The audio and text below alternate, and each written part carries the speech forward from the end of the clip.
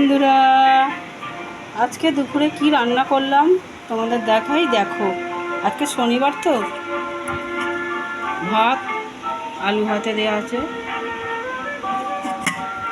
শাক ভাজা, ছাদ বাগানের শাক, এটা মানে কলমি শাক, পাঁচ মেশুলি আর কি, কলমি, শুধু কলমি না, আমরা চিংড়ি মাছ দিয়ে আমরা টক, এই যে চিংড়ি মাছ দিয়ে আমরা টক, মাছের ঝাল, ঝিঙে আলু চিংড়ি মাছ দিয়ে তরকারি, এই যে একটু ঝোল ঝোল করেছি, ঝিঙে আলু মাছ দিয়ে চিংড়ি মাছ দিয়ে তরকারি হচ্ছে এটা। এইটুকুনি আজকে রান্না হলো, আর কিছু নয়। আজকে ডাল করিনি,